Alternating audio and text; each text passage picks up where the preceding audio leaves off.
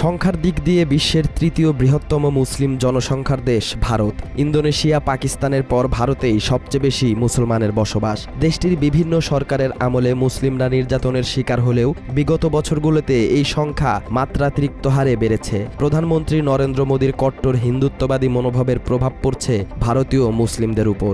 দেশটির মুসলিমদের হত্যা, নির্যাতন, উচ্ছেদ সহ মৌলিক অধিকারও হরণ করছে কর্তৃত্ববাদী হিন্দুরা।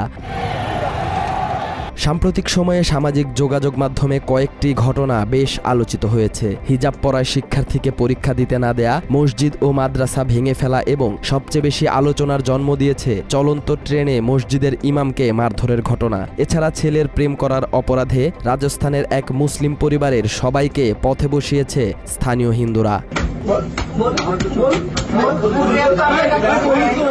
চলন্ত ট্রেনে এভাবেই মারধরের শিকার হন একটি মসজিদের ইমাম। মিথ্যা অভিযোগ দিয়ে অমানবিক নির্যাতন চালানো হয় তার উপর। আক্রমণকারীরা দাবি করে ট্রেনে এক নারীকে উত্ত্যক্ত করায় তাকে শায়েস্তা করা হয়েছে।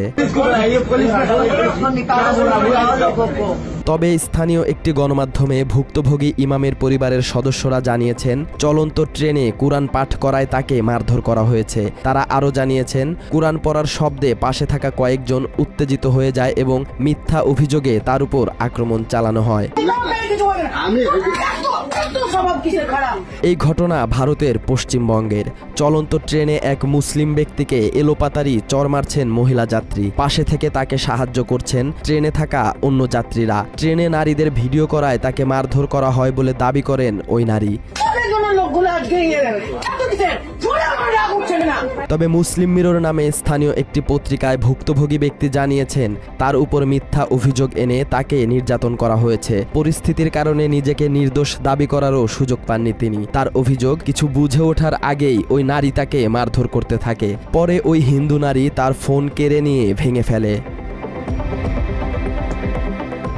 মাত্র 30% টাকায় জমির মালিক হয়ে নতুন বাংলাদেশের গড়ে তোলার স্বপ্ন দেখা বাংলা বসতি।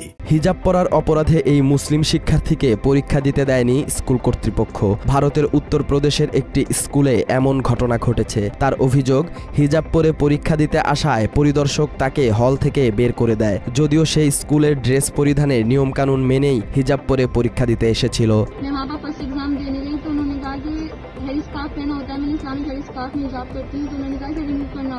পরীক্ষা দিতে না দেয়া স্কুলের অধ্যক্ষের সঙ্গে যোগাযোগ করলে অনুমতি পায় এই শিক্ষার্থী, কিন্তু দ্বিতীয় দিন আবারও তাকে পরীক্ষা কেন্দ্র থেকে বের করে দেয়া হয়। পরে উপায় না পেয়ে ডিস্ট্রিক্ট ম্যাজিস্ট্রেটের সঙ্গে দেখা করেন ওই শিক্ষার্থী। তবে ম্যাজিস্ট্রেটের পক্ষ থেকেও তাকে সমাধান দেয়া হয়নি।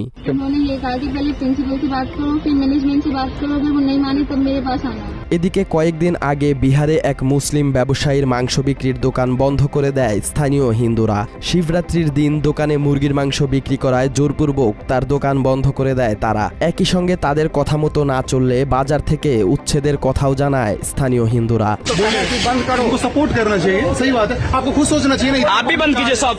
নরেন্দ্র মোদীর কট্টর হিন্দুত্ববাদিতার কারণে ভারতে বিপাকে আছে মুসলিমরা। উত্তরপ্রদেশে লাভ জিহাদের নামে 10টি মুসলিম পরিবারকে অপরাধী সাজানো হয়েছে। হিন্দু মেয়েদের সঙ্গে প্রেম করে তাদের ধর্মান্তরিত করার অভিযোগ আনা হয় তাদের উপর। মিথ্যা অভিযোগে বুলডোজার দিয়ে ভেঙে দেয়া হয় মুসলিমদের বাড়িঘর।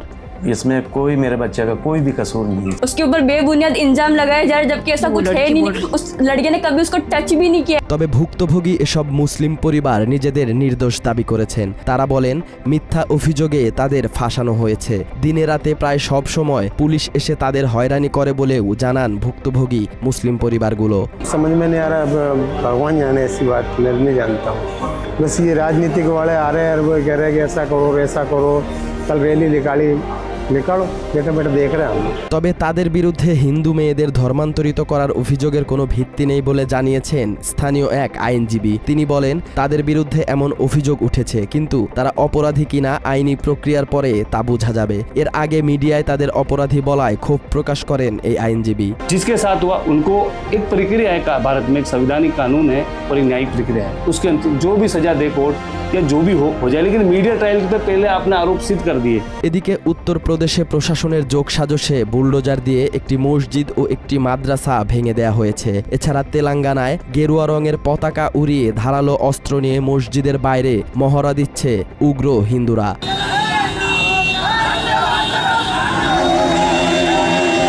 ভারতের একমাত্র মুসলিম অধ্যুষিত রাজ্য কাশ্মীরের বিশেষ সুবিধা বাতিল করেছে মোদী সরকার। অযোধ্যায় বাবরি মসজিদের স্থানে তৈরি করা হয়েছে রাম মন্দির। এছাড়া একাধিক রাজ্যে গরুর মাংস বিক্রি নিষিদ্ধ করার পাশাপাশি মুঘল আমলের বিভিন্ন ইসলামিক স্থাপনা গুঁড়িয়ে দিচ্ছে ভারতের কট্টর হিন্দুরা। সব মিলিয়ে ধর্মীয় জনগোষ্ঠী হিসেবে প্রতিনিয়ত ভারতে নির্যাতনের শিকার হচ্ছে মুসলিমরা।